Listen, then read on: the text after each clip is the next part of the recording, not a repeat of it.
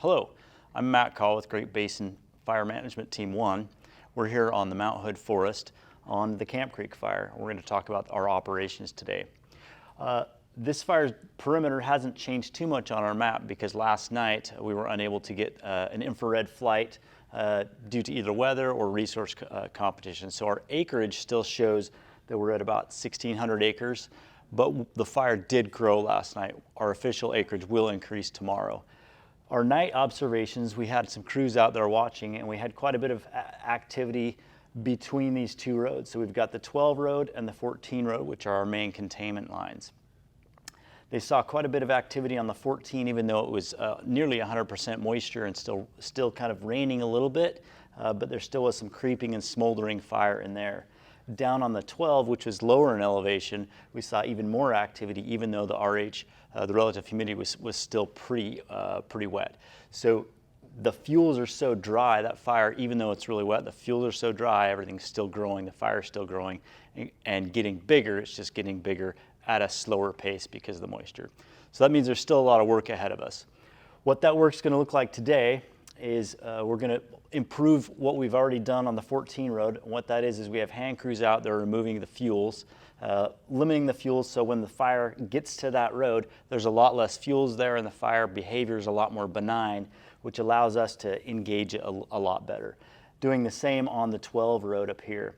The 12 road, the fire's a little bit closer, so as that fire creeps closer, we might take a few pockets and use the fire to our advantage. Small little areas of unburned fuel that might be 10 by 12. We'll put a little bit of fire down so we have the control over that over those ground fuels so the fire doesn't get up in the trees and burn the lichen and cause more spot fires for us.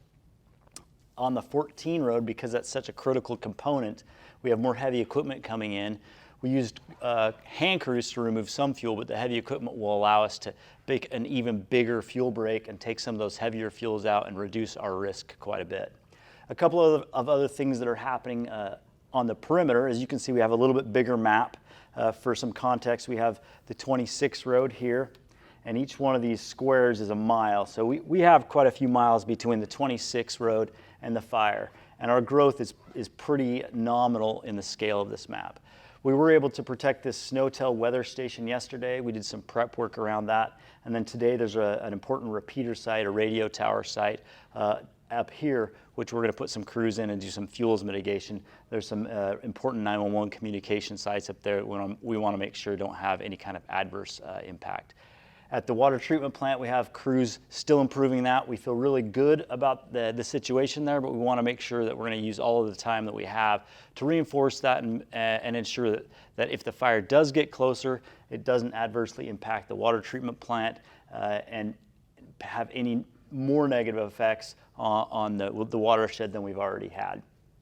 You will see more fire crews coming in today, heavy equipment, masticators, big machines that kind of mash down the brush, and we'll be setting up another spike camp along here, so we might see some increased traffic of those machines down here in order to access the fire a little bit different way, so we have two different avenues to the fire.